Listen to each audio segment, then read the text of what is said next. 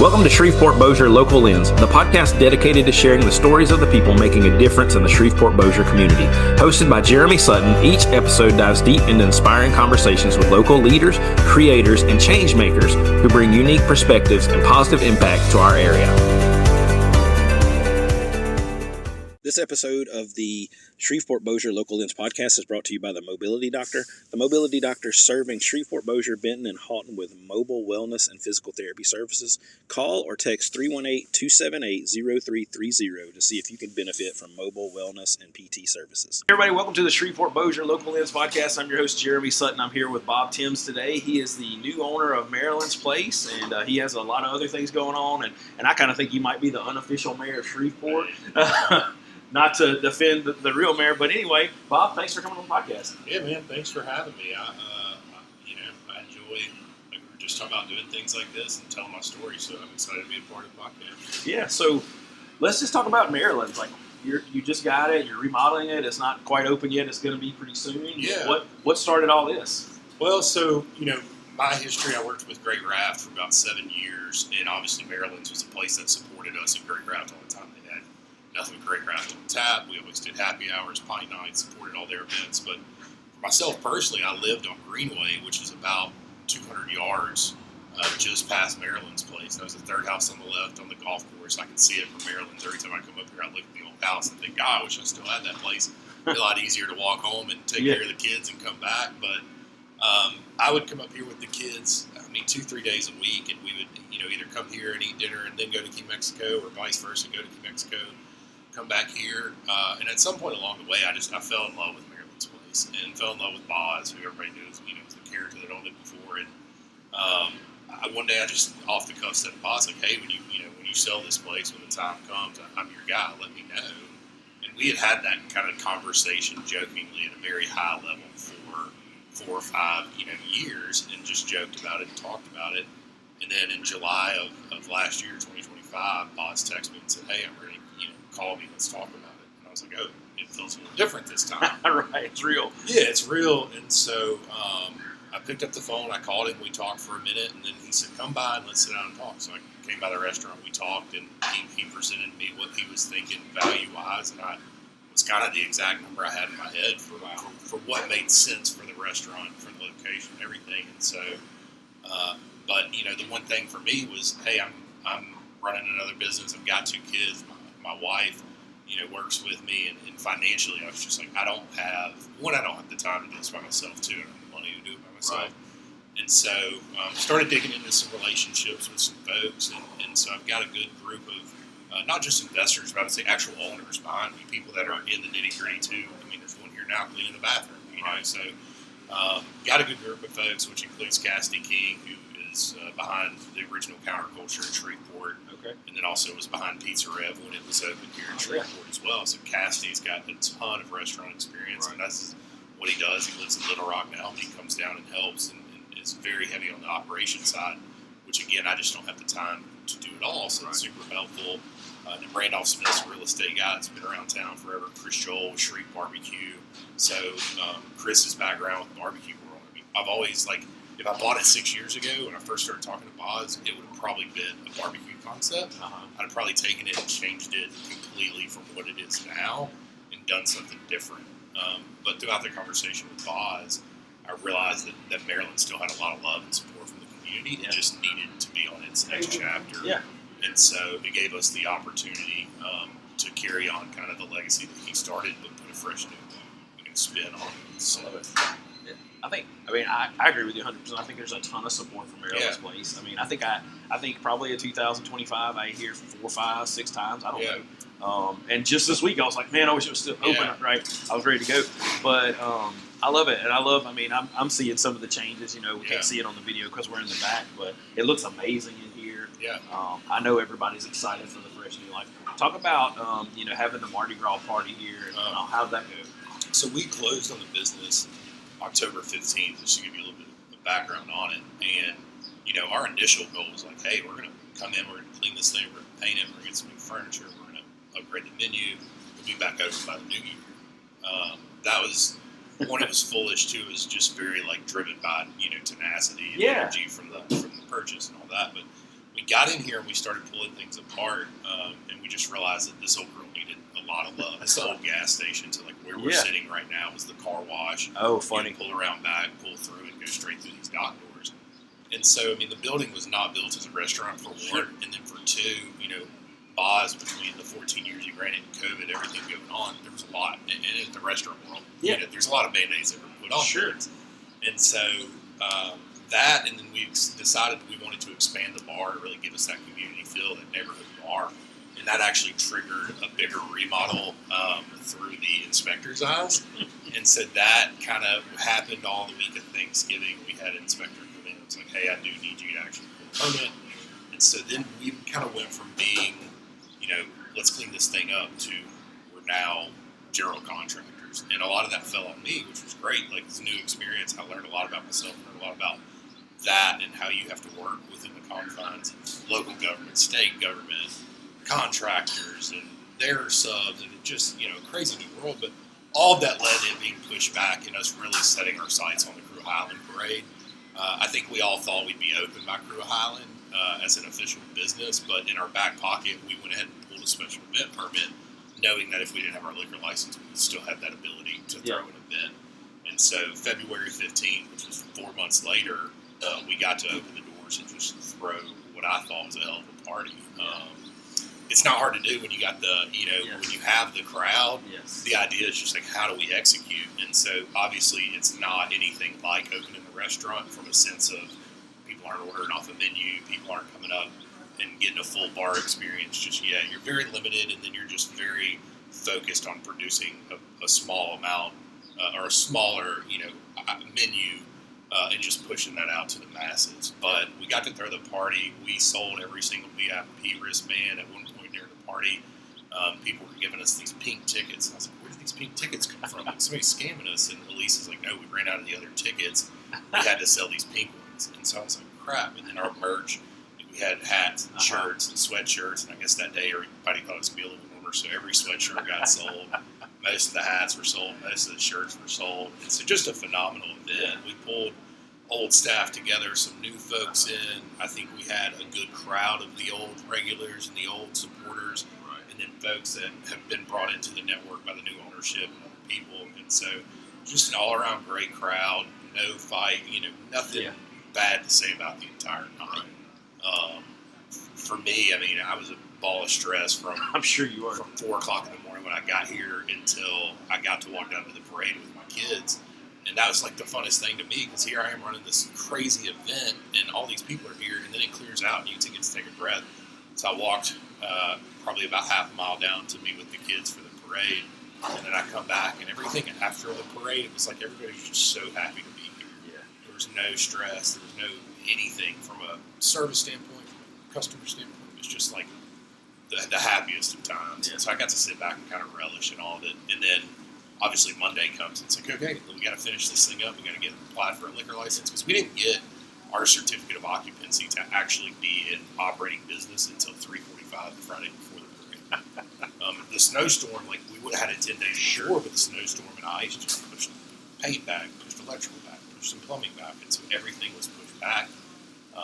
And then obviously, when you're dealing with the city and the inspection office, which in my experience, it was great. I went into it dumb, just not knowing how to do anything, and I asked a lot of questions. They were very responsive and helped me. There's just so much timing involved in doing a project that pushes things back, and it pushes inspections back, permits back, and all this. And so, again, my experience with the city and even the state from a fire marshal standpoint was phenomenal. It's just a project like that takes time. Yeah. And I had no expectation or no understanding of how much time it would take. I've never done it before. Yeah. And now I can check that box and say I've done it. I don't ever want to do it again. That's right. So yeah. Next time we'll hire a GC and we'll go from there. Yeah. Somebody asked me yesterday, another physical therapist, like, how did you know how to do what you're doing for your business? Oh, yeah. I was like, well, I kind of didn't. I just kind of figured it out. Absolutely. But once you figure it out, you're like, that's no big deal. Yeah, it's not that bad. But you don't really want to figure out everything like Yeah, that. you don't want to keep figuring things out. You hope to get a softball every now and again. That's right. But you'll hit the curveball when they throw it at you. So, Yeah, well, from a social media standpoint, the party looked amazing. I know you had a ton of people pouring, respect and support on social media afterwards, and so it looked great. And I think what a phenomenal way to start this chapter. At a party, Mardi Gras. I thought the funniest thing, like probably 4 or 5 days after, I had a conversation with a friend of mine. He was like, "I'm sorry I didn't make it." He was like, "I was at another party." I'm like, "No, no worries," And he's like, "I really thought we were at our party, and it came up in conversation that like you were taking a huge risk doing that, and in my mind, it was never a risk. Like, we were going to execute. We were going to throw a party."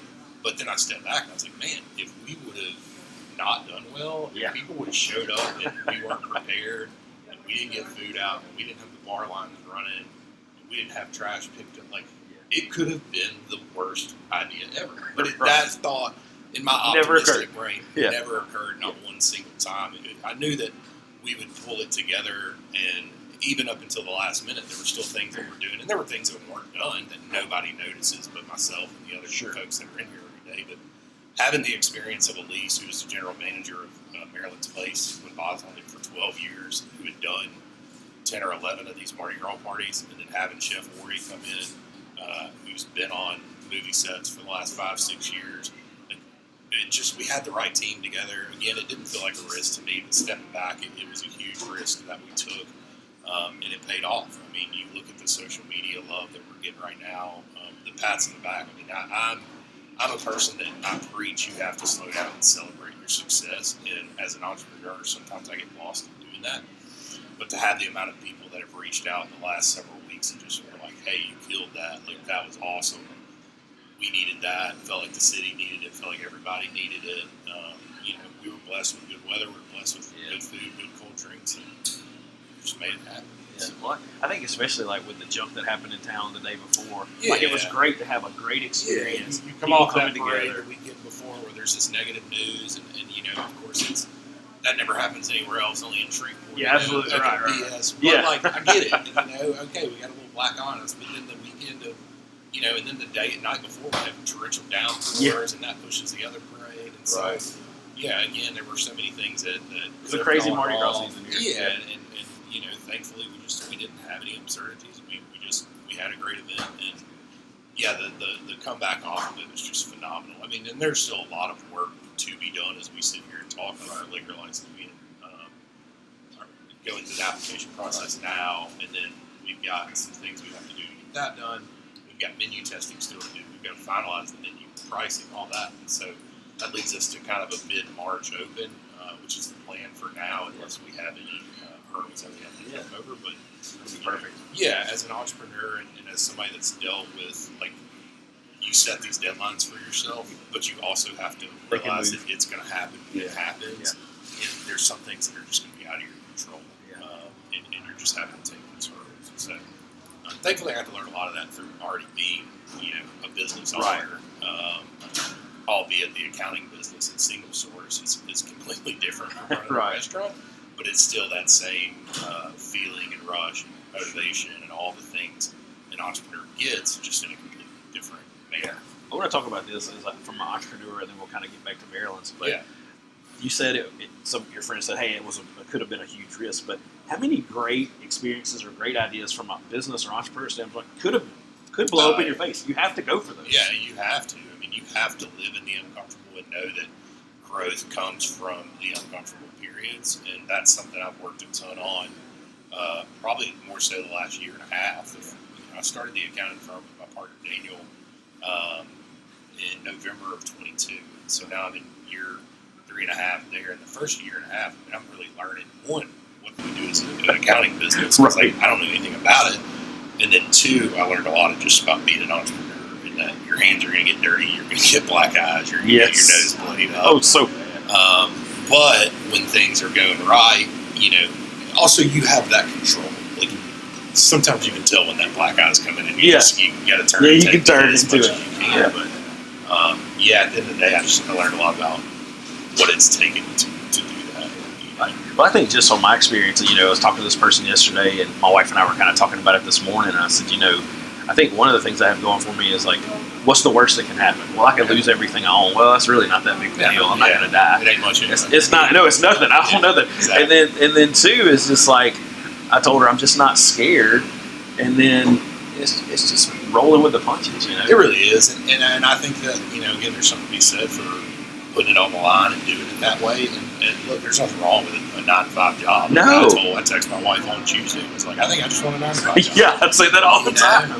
But at the end of the day, the entrepreneurship lifestyle has given me a lot of freedom. It's for me too, like being a young father, I'm showcasing the best of what I have to offer for my children and my wife and my family, and that's the biggest thing for me. Like I wouldn't be me if I was just doing a desk job or being a sales job for somebody. I wouldn't be able to put out the Bob that people know and come to love, thankfully. And so that, especially like for my oldest daughter, Sloan, she was born 30 days after my dad passed away. Like that is my, like, if Sloan is happy, granted I'm working on like being husband first, dad second, because that's what they tell you. But like, man, if Sloan is happy and Sloan is proud of me, it just does something. Like when I told Sloan, we're buying Marylynn's place, we drove by here, and her first thought is like, Daddy, what are we fixing? What are we doing first? And I'm like, dude, she's 5 years old and she gets it. That's awesome. So I can show her, and give her the opportunity to learn something different, and really look up to me, and I value that. Yeah. So when my kids were that age, like 4 and 6, we had our PT clinic, which ended in disaster, bankruptcy, just all the things. But then I did I taught people how to write and self-publish books, and I got really good at that. And I remember I sold a package for $10,000. Yeah. And that was not normal for me, but I remember I brought the kids, I sat them down, I was like, Dad made this amount of money today, and we're going out to eat tonight. Because they had seen me do podcasts at night, like I had not to put them in bed at night because I was working. You're gone. Yeah. And I'm just like, hey, I want to, like you said, let's celebrate the wins, right? Yeah. And I wanted to show them this is why I work so hard. It's not just because I don't like being away from y'all ever. Well, it's so easy to get down and you beat yourself up about, man, I could have done this, I could have done that. And that's what, for me, that's why celebrating the wins is so important, to get you out of that mindset and to be searching for the next win, get to the next win, so that you can have that feeling of success again. And so, I mean, from a social media standpoint, I'm pretty open and honest and raw with people as much as I can be. I put a lot of good out there, but I also let people know, like, there are struggles with doing it the way I do it. If it wouldn't be for personal therapy, counseling with my wife, there's all sorts of tools and mechanisms that I have to use to do all that I do. And that's what people, you get into, hey, how do you do everything that you do? It's like, man, I don't know. Yeah. I really don't. I just get up and I know that I want to do everything that's in front of me. For now, it's working, and I'm going to enjoy it while it's working. Yeah, absolutely. So let's go back to Marilyn's place. You decided to keep it, the colors about the same, and the history's the same. Why is it important to keep that history moving forward? Man, I came in here and I sat, like I said, after Boz and I met, came to the restaurant, we talked, and he said, hey, come to Sunday brunch, bring the girls, we'll sit you at the front, bring you food, just sit and see the restaurant for a minute. And I sat right at the front door, and right where people walk up to work, and people just like, they're, one, either I recognize their face, I do, right? Or two, they're from Lafayette, Houston, Dallas, daughters in med school, so we're in town, son's graduating from tech, we're on the way back to wherever, or we heard about this place, knew we had to stop in it. So it's like, man, it's still got love, like people love this place. Yeah. And then to a certain degree, I think locally, Boz hadn't done much to reinvigorate the place, and that's part of the restaurant. It's like you have to be searching for the next big thing at your restaurant, at your establishment. I learned that at Great Raft. Like, we were constantly putting out a new beer, creating a new event, doing it for the first beer mile in Shreveport, like partnering with nonprofits, partnering with community groups. And so you have to be just absolutely searching and running and gunning to create something new all the time. You see it at Key Mexico, you see it at Zillow, you see it where all Blake Jackson does a good job of it, and they just elevate constantly. Yeah. And I think that I realized that Boz didn't do that for so long, but people still loved it. And so if we could come in and elevate the experience and elevate the quality and elevate the ambiance and the decorations and the bathrooms, if we could just step it up right now and then have a plan to continue stepping it up, there's still a lot of meat left on the bone. This place is. Also, it's just like it's a community staple at this point. You don't see restaurants often make it 14 years, especially when they go through something like COVID. And how many restaurants have we seen open and close in just the last 5 years? And so it just felt right. It felt right to carry over what he had started from kind of a branding standpoint, but to just like take it to a level where people were just going, oh my God, like, this is gorgeous. I wouldn't expect to be sitting in a fine leather chair or a beautiful church pew or at a bar with, beautiful green tile. Yeah. I think people are just going to kind of be in awe of what we've been able to create from an experience standpoint, but also relish in the fact that the vibes are still the same. Yeah. The love still feels the same. The food is of quality and of, the Cajun mindset of boys and platters and things like that. So, there was a lot of love from the community still, and the owners, myself, and Caston, and Brandon, and CJ, and everybody just were like, man, the opportunity is there to bring back Maryland's place and bring it back to its glory days, and I think everybody loves a comeback story. Yeah, and we've seen that on social media. Right, everybody loves the idea of something that's there and it's seen glory just coming back and punching you in the mouth. Now it's hey, we're back. So I'm excited. I'm excited to see what people think about it. I'm excited to see, the changes we've made as far as the food, how they go. I don't think anybody's going to come in here and be like, oh man, this place looks way worse than it did before. And from a food standpoint, we'll be a little different, but it's still going to be those Cajun roots. Yeah. We're going to do things. Boz was a little bit of quantity over quality at a certain point. You get a giant 20-inch po' boy that's overflowing with shrimp, and I loved them. Yeah, many of them. Yeah, they were great. But I'm more focused now in meeting people like you and Carly with Flourish and Heidi from the Botha Works and Chris Wells, who's a CrossFit trainer. Like, I've become more health focused, and so balance, portion control is something that we're going to have a little bit of. Healthier options, salads and wraps and things like that. So just bringing a different spin on it. I think the restaurant world's changed a little bit too, where everything does cost more, and people know that, and they really want a quality experience, and they want quality food, and they go out and spend the hard money on it. So, I mean, my wife and I talk about that all the time. I don't mind spending money somewhere if the food is good, but if I spend money and the food wasn't good, then I'm a little aggravated, and I'm not coming back. Well, and it's to the point now too. Like, I try not to eat out all the time with the kids, but it's almost cheaper and easier to eat out than it is to go to the grocery store. I think it is. And by the time I'm done, wake up at 7, get the kids ready, get to school, go to work, be stressed out, try to make it to the gym, get home, it's 5:30, 6 o'clock. Like, I don't want to cook dinner. I mean, thankfully, my mom lives in our backyard, a little tiny home, and so like Monday, she's like, "Oh, I got dinner ready." Oh, this is awesome. I don't expect it every day, but like, I think that people are searching to go out more and get back out, and again, it's become cheaper to just go sit down and have a family of 4 dinner, and so while we've upped the quality, we can bring the portions down a little bit and keep the prices at a good point, and not be too expensive. Just right under. So, I love that. Like, it's a good combination. Good quality, smaller portions, makes for a better experience for me.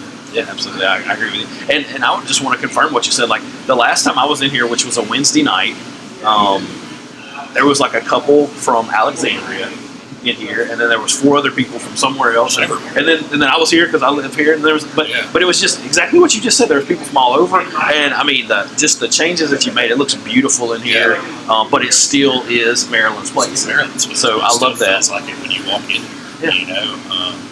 But yeah, the amount of, like, if you look at the reviews on Facebook and the amount of pictures, and Yelp and just things like that, like, there's so many good indicators that it was still loved and cherished. It just needed a little bit of kick in the rear. Yeah, so I laughed this week on Facebook. I saw you posted the menu. I looked over and I was like, man, this looks great. Yeah. And then I noticed people were asking, like, what about this one? Well, there's a whole other side of the menu, folks. It just made me giggle. But talk about the food. Like, I know you're changing some, but it's still that Cajun feel. Talk about that. We did a lot of digging into what had sold over the last 3-4 years, and it was quite evident that people love po' boys and platters and gumbo and jambalaya and red beans and rice, and so it's like you've got staples to work with, and you can securely pump out great fried shrimp po' boys and fried catfish platters and the gumbo and jambalaya. But there's also this whole idea of how do we put a new spin on it? How do we give people something a little bit different and a little bit new? So we're bringing in some new things On the po' boy side, we're bringing in some salads that'll be a little bit healthier options. We're going to add the idea of, hey, throw this shrimp po' boy in a wrap instead of bread. But then we also get to add some elements and some things that Bob's hadn't done before. And there are going to be things that I think people are going to miss from, like the Cochon de Lake po' boy. That's not something we're going to bring back every day. Right. But that doesn't mean you're not going to see it 4 or 5 times a year. Right. We've got some very talented folks that have built this menu and put together just a great quality menu with the staples, with some new fun ideas as well. And then also, kind of as I got into this, I took a few trips. One of them was to Houston, which if you've never gone to Houston, just to I'm sure a lot of people go and go see NASA or go down to Galveston or whatever, but go to Houston to eat. Yeah. I had no idea the Cajun influence, the South Louisiana influence on Houston. I guess all that kind of came from Hurricane Katrina or one of the other hurricanes that pushed people into that area. But man, you get down to Houston, there's 40 different beignet shops. I mean, it's crazy. And I thought to myself, I'm like, man, there's only 2, 3, 4 places in Shreveport that sell beignets. Right. And then I talked to Cassie, it's like, oh, Little Rock's got a just beignet and coffee shop, And so I was like, man, this gives a whole new element to the menu where we can really create not just the good food on that side, but then from the sweet side, hey, come to Marilynn's place and get cookies and cream beignets or s'more beignets. So we're going to be doing a lot with the beignets as well. And then I always, I'm a big shareable guy. If I sit down at a table and there's 10 of us eating, I'm going to order a couple of apps just because I think it loosens up the conversation. Yeah. And so we're going to have some great shareable options as well. So again, fine-tuning all that now. And then from a bar standpoint, Marilynn's never really had a bar. They had a service counter where you can get a drink. Right. But the bar just brings something else to it. My days at Sundown, bartending at Sundown in Ruston, I just loved bartending because you got to meet people. You get to have these 30-second conversations and become best friends with somebody that walk away. And there's just something fun about it. So I'm just so excited to see the bar filled up and people watching the TVs, watching golf or whatever it may be. And so we'll have certainly some great libations on the bar side. I myself, I'm 430% so days with no booze. And so it's been a challenge to help them build a bar menu. So I was like, hey, here's what we're going to put on tap. Y'all kind of take care of the rest. Right. And so we went from 4 to 8 tabs, keeping some local beer on, adding some domestics. But from a bar menu standpoint, it's just going to be absolutely phenomenal. And then we get the question all the time is the Sunday brunch bottomless drinks coming back. No worry there. We will be doing the bottomless drinks. There's way too much fun to be had with bottomless mimosas and Bloody Marys and stuff like that. So, but yeah, again, I hope everybody comes in and gives the new Marilynn's just an open take and doesn't just say, oh, it's not just like the old one, because it's really not like the old one. It's the same location.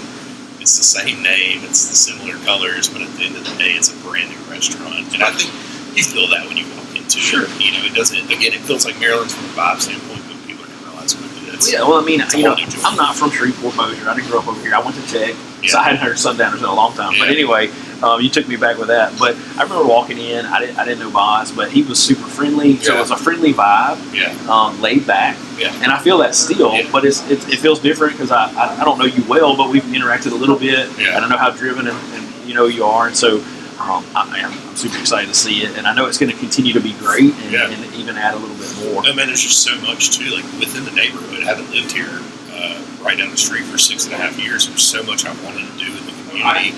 That big storm comes through in June of 23, or 22, 23, I ended up moving back out to Bethany, which is the only reason I haven't run for mayor yet. No, I'm just kidding. I would run for mayor in a heartbeat. My wife would kill me and my kids would hate me. I want to be a politician so bad. But I've internally made the decision that when I can quit, when I'm not able to impact the community the way that I do right now as a business owner, a father, just a community leader, that's when I'll step into that political realm. But there's so much to that. No, I jokingly, people ask me all the time to run for something. I'm like, oh, the Trump card, I don't live in city limits anymore. There you go. That's good. I can't vote. I can't endorse you. I can't do anything. I can't run for anything. But there's so much in the community I want to do. And this is phase 1. We have phase 2 through 5 laid out. There's incorporation with the golf course that's right behind us. There's green space out front. There's expansion of the actual restaurant itself on the docket. So Yeah. all that will come in due time. The focus right now is let's get this puppy open, generate some revenue, and make sure that we build something people like before we can get the cart ahead of the horse. That's right. Well, I love it. I mean, I think we have a great community. Yeah, absolutely. And so my first business wasn't in town. My second business is all online. This one is all Benton-Bossier, Houghton, Shreveport. And I'm just seeing how many people we have like you.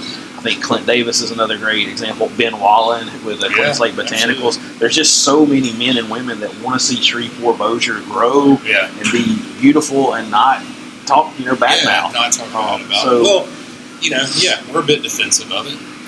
But I think at the end of the day, and I've been out there and said it before, the issues we have as a city, as a region in Northwest Louisiana, the issues we have are not uncommon. No. When you go into a Dallas, when you go into a Houston, when you go to, the West Coast, I went to San Francisco and I saw the most beautiful things in my life and I saw the ugliest things in my life, all within 2 blocks. Sure.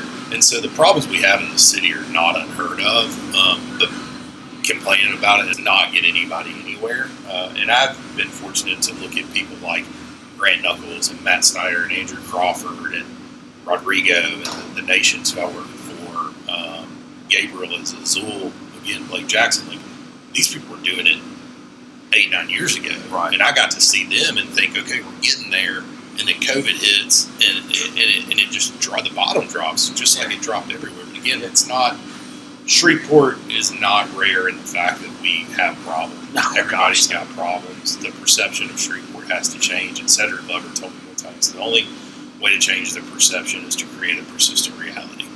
And that's what I'm trying to do, is just showcase the good that we have and do that every single day, every single week, every single month, so that people start to recognize and respect us in a different manner.